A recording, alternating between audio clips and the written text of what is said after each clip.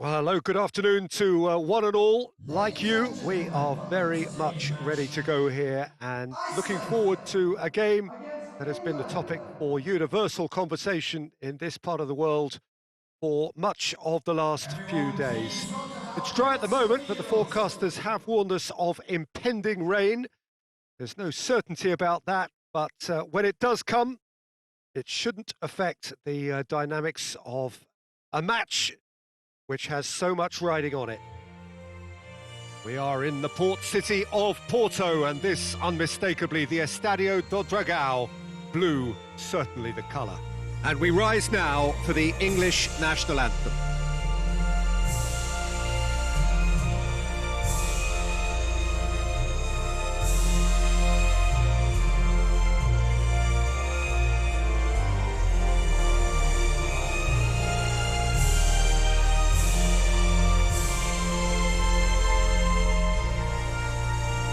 Quite some performance, and now here comes the response.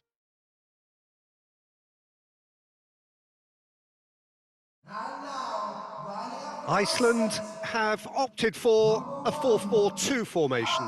Well, the modern version of that is a lot more fluid and flexible than in bygone times. There's a much greater understanding of the need for players to cover forward running, and it enables risk-taking while the gaps are filled. I'm very much a fan of it. There are a lot of people who seem to have kind of ignored it and just put it to bed, but it still works. It's still valid. And I think we're going to see it be successful here. And we're underway. Jim, who do you reckon is pivotal? Yeah, Harry Kane. He's a deadly finisher, Peter, obviously, but he can contribute much more than that for his team. He's got the physical presence to hold the ball up and the awareness to bring pretty much everyone else into play.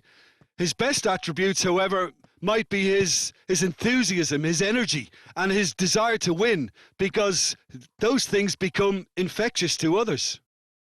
I think the opposition defence agree too. He's going to be the source of so many of their headaches. Strong challenge, but well within the laws. And here's Kane. Sancho. A buccaneering run from the defender.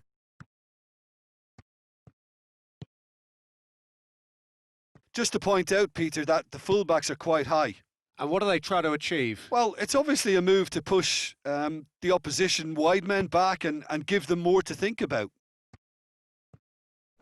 That a foul? Yes, the referee's given it.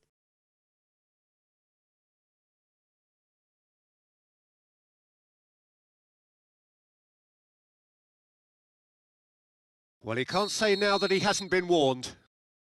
Yeah, and he has to change his ways, or this referee could soon change his status. He's on it, going for goal! Kane with a shot! Goal, England! Kane was quick to move in. The keeper's handling wasn't great. Oh, that's great awareness. Full marks to him, as he was just that bit quicker than everyone else on the follow-up.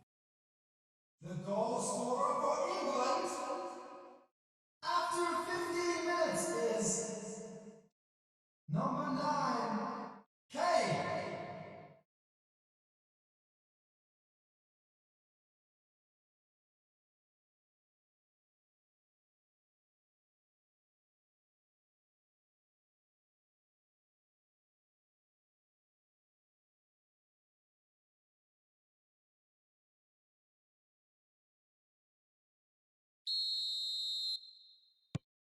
England take the lead, 1-0.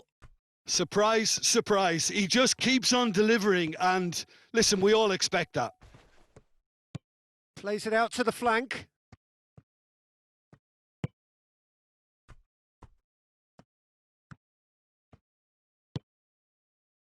He's had a shot! That's great defending to cover for the goalkeeper and just get something in the way. Cuts it out. Budvarsson. Now it's Sigthorsson. Oh, real danger here. Sigthorsson finds himself offside.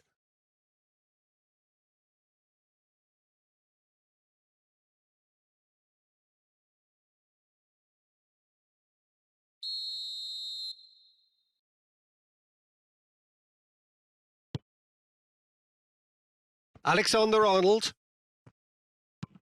Across the field it goes. Walker. Foden. Yeah, he's pulled him up for that challenge. And he has shown him a yellow card.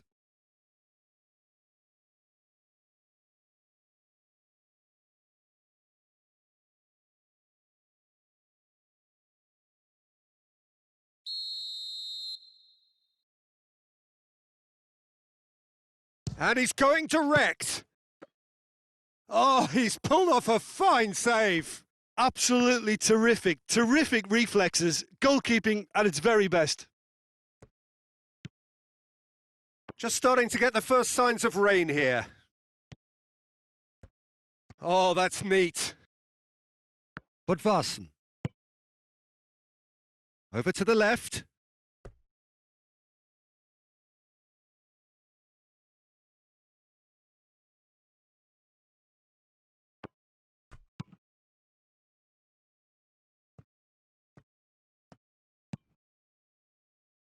Rice.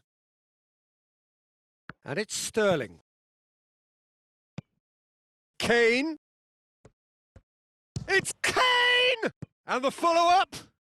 Goal! And this is getting better and better. That's no fluke. It's what he was there for. Oh, Peter, you can't teach that. You either have it or you don't. His anticipation is on another level to everyone else's. Superb.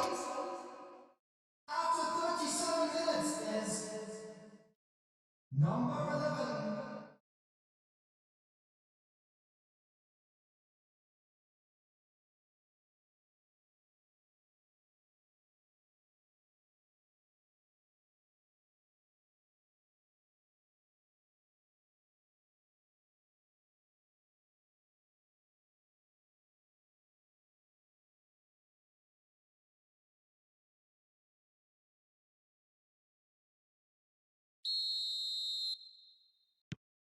England get themselves a 2-goal cushion. Well, that second goal has given them so much more command and confidence now, and they should be able to take it on from here and either add to their lead or close it out. Surely they'll manage one or the other. Sterling. Sterling! That comes as a mighty relief.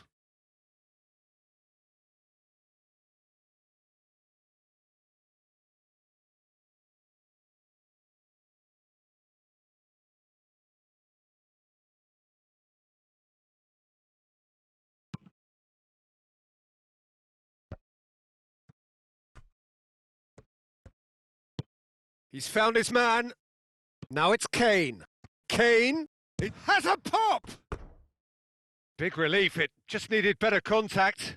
Oh, I'm not sure what he had in mind, and I don't think he knew either.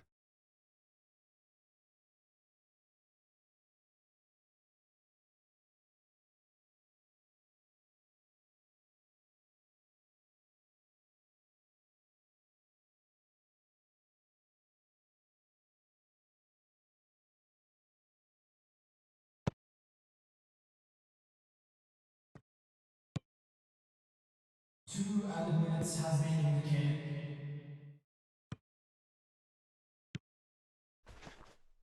Just brushed off the ball there. Sterling. And that'll be the final action of the first half. How do you look back on the first 45 minutes? Well, it's looking pretty straightforward, Peter. They've got themselves into a very good position, so why dither from here when they can? And the action is back on the way.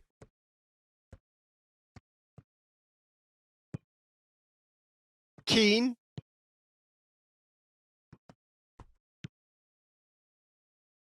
Alexander-Arnold.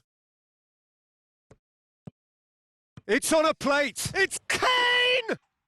And it's there! And the lead is 3! It is surely done! Simplicity itself. It's almost criminal to see a defence fail to identify someone who thrives when it comes to shooting stats. They knew, and yet they didn't heed, and they've paid the price and deserve to. After 49 minutes is number 9, K.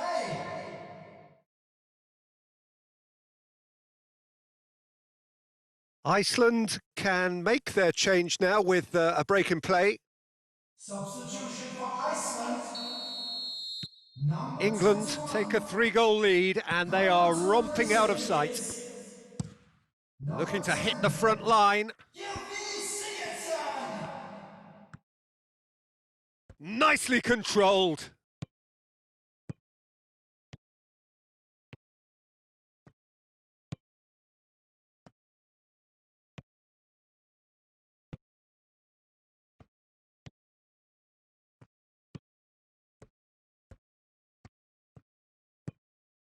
It's pretty clear that he's being singled out. Yeah, and getting on the score sheet has clearly made him a marked man now. Sterling!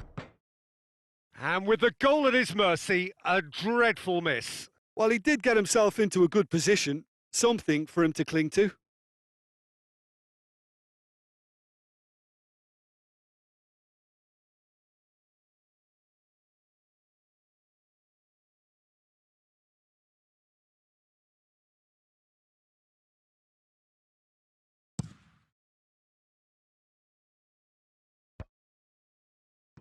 Good idea, just poorly executed.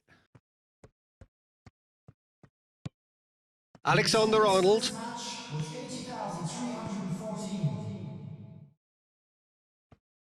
It's a fine run and he's happy to keep going. He gets past his man. Big chance!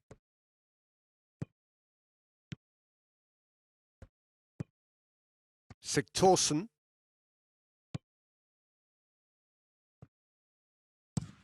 Pinged forward.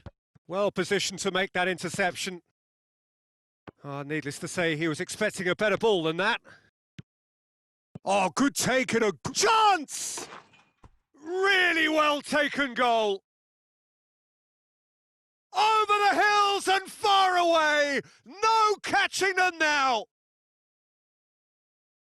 Jim, your thoughts? Well, considering he has a bit of a shoot-on-sight policy, he was the one player that should have been picked up then. It was both careless and costly from where I'm sitting.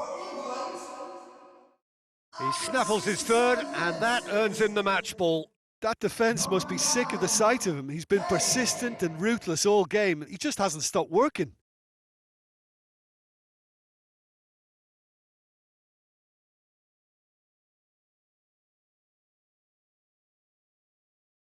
Well, there is some activity down on the touchline. It seems there's going to be a change. Substitution for Iceland.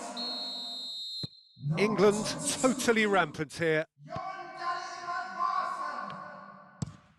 Well, that's where he wants it. Done very well to intervene. Rice. Foden goes looking. Walker. Sterling. Looking to get within range. Rice clips one through. He's gone for it! And he's there to hoof it away.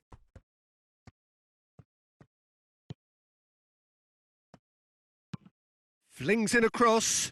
And a shot! It's there! Well, surely that completes the demolition if it hadn't occurred already. Yeah, and by the looks of it, there may be still more to come. 4 in the game. He is the man. The goal scorer for England after 77 minutes is number 9, K.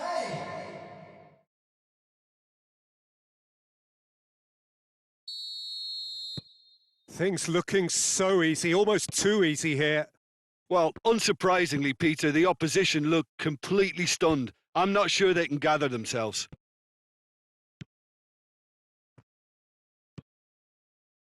And it's Halfredson.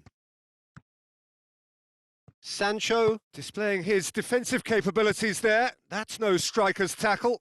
I think it's great to see that kind of application and desire from a forward who wants to help out his defence. I think, you know, any good team, really, your striker should be the first line of that defence, and he's delivering. Oh, good interception. Kane. Sterling. Plenty of appeals, but the referee is not interested.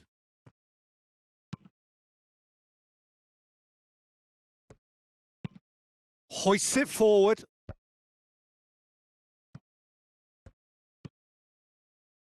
Halfredson. There will be 3 minutes at a time. And the shot! They've done it!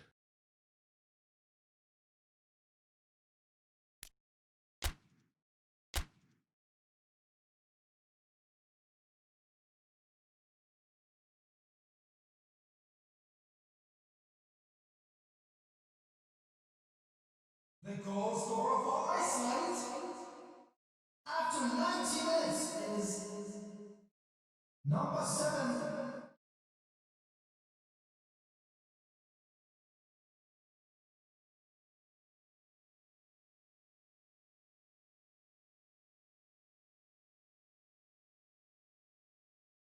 So here comes a substitution. Well, he's worked so hard for his side, as you would expect, but you couldn't help notice that he was starting to labour a bit, so it's no surprise. Well, they have a goal, but it is surely too much to hope for a comeback. And here's Sterling. Tries to get it forward quickly. Added time is up, and there goes the whistle. England, very much the dominant side, almost the only side. Every time they got on the ball, they looked like scoring. It is a landslide. So what do you take away from it all, Jim? England simply made their superiority count. They found cruise control.